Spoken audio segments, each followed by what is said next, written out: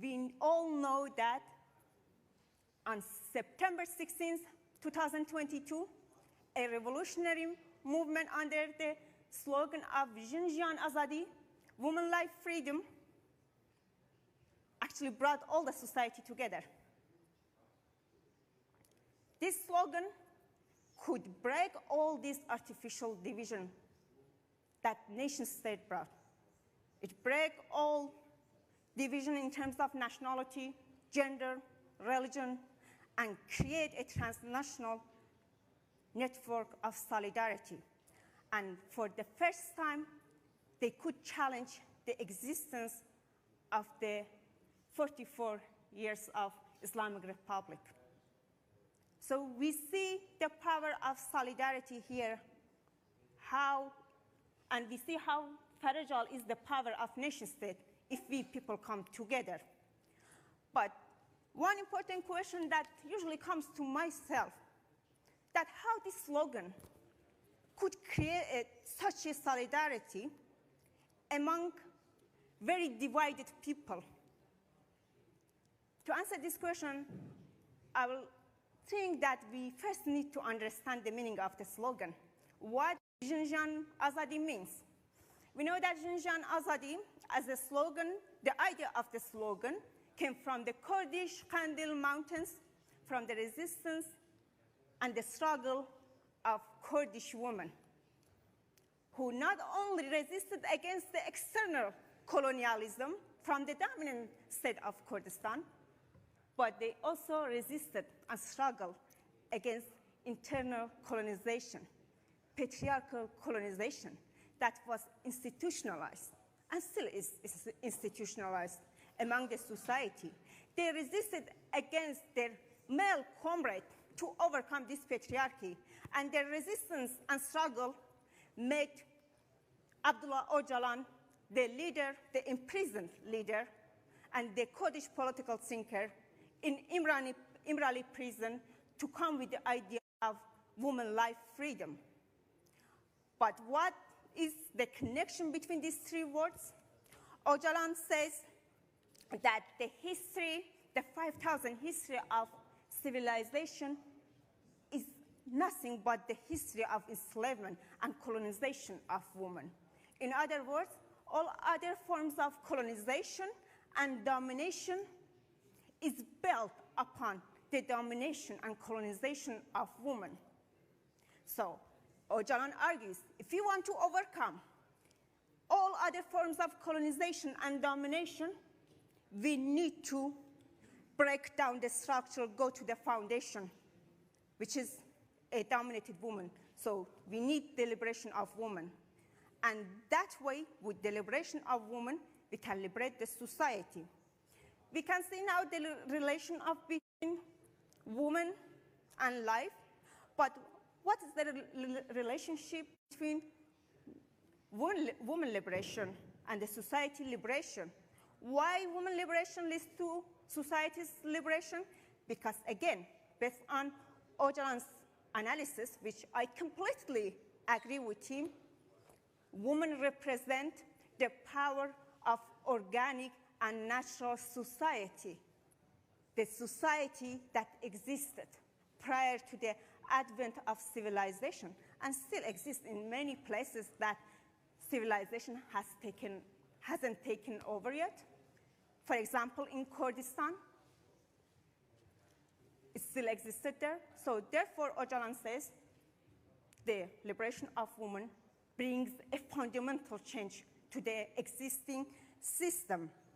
And to talk about the solidarity, because I think the important pillar of natural society is solidarity. And this solidarity, long time ago, has established between especially Kurdish women. For example, the Kurdish woman from Kandil Mountain has built this grassroots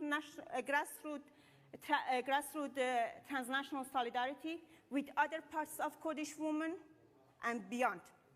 And we also experience solidarity that built between the Rojava and Rojhelat. There are evidence that indicates many women from Rojhelat and other parts of Iran joined YPJ fighter And there are evidence that many of those women went back and organized the society, especially Rojhelat. And the people and the women who couldn't join Rojava Revolution and YPJ, they actually organized many solidarity protests. We have evidence. During the ISIS fight, there were many solidarity protests inside Rojhelat and even other parts of Iran. And again, during this revolutionary movement of Xinjiang Azadi, the Rojavan women were in forefront of these protests to show their solidarity with Rojhelat women. But at the end, I can conclude that what kind of solidarity it is?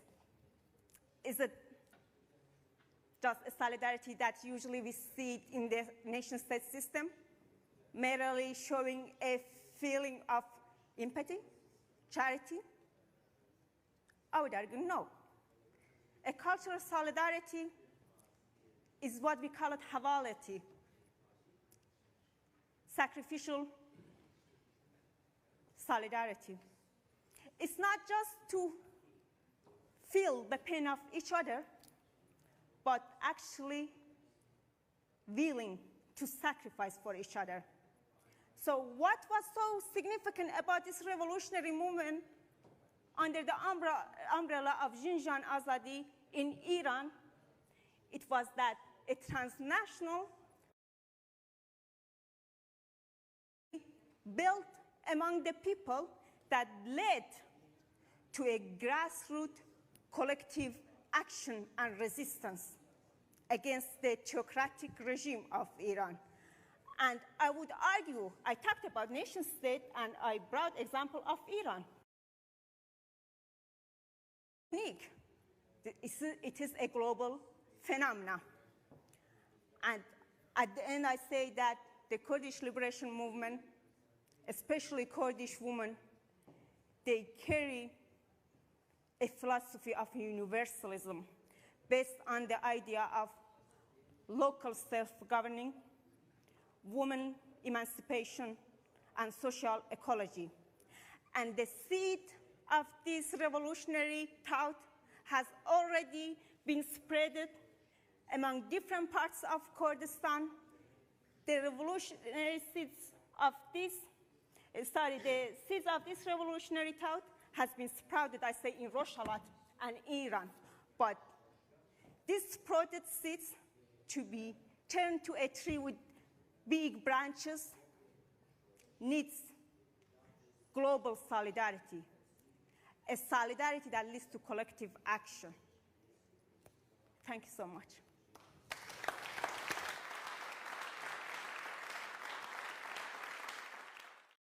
Western Sahara, which is not so familiar to many of us. Do you start thinking maybe this ideology of us is, could work in a different way in different circumstances? I think I can reply. Do you hear me? Yeah? I think I can reply to this question by saying that actually Kurdish liberation movement under the philosophy of Abdullah Öcalan, which is democratic and federalism, is not just for Kurdistan. It's an idea that can be implemented everywhere. This is why I'm asking, because this could be the result of solidarity, yeah? Yes, of course. Yeah. Of course. Because what we're fighting is against capitalist modernity, and capitalist modernity is a global phenomenon. And I talked about the few multiple crises in Rojhelat and in Iran. I talked about Rojhelat, that how we face many layers of colonization, but it doesn't only here, it's everywhere. I would ask everyone here, do you really consider yourself as a free beings? No, we are dominated. We are dominated. We are all dominated. And the Western Sahara is a clear example. Western Sahara is a very good example, clarifying that it doesn't matter, it's in Kurdistan or Western Sahara or even here. Now what we have in Western society or countries, they utilize some mechanism to decrease a little bit of this discrimination. For what? To put us in delusion of freedom. But we are not free, we are all dominated, especially if we understand domination. For me, domination has something to do with power. And wherever the power is distributed, not in a balanced way, in a horizontal way, we are dominated. So how we can implement the idea of democratic federalism in Western Sahara that United Nations international law couldn't protect? Abdullah Öcalan explains that in 3 ways. It says to implement the idea of democratic federalism, first, we can make a compromise with nation-states that dominated us. So, from the bottom of the society, we create the infrastructure for direct democracy. We can build our autonomous local councils, communes, educate people, and to fight and to balance the top-down power structure this way. This is one way. But in Turkey, we did this, and the Turkish nation-state destroyed everything. So, second option, unilaterally, we do that. We do that no matter if nation-state want to allow us or not. And the third option, based on Öcalan, it says we have 2 ways in third way. Either we accept defeat and our domination, or we resist and struggle against this oppression and domination. So what is direct democracy, and what is its relation to domination? If we have time, I can explain it, that how direct democracy actually can overcome domination. So when I'm talking about direct democracy, which is in complete opposition to a liberalized form of democracy that we have in Western society, I refer to equal participation in 3 different stages. First, equal participation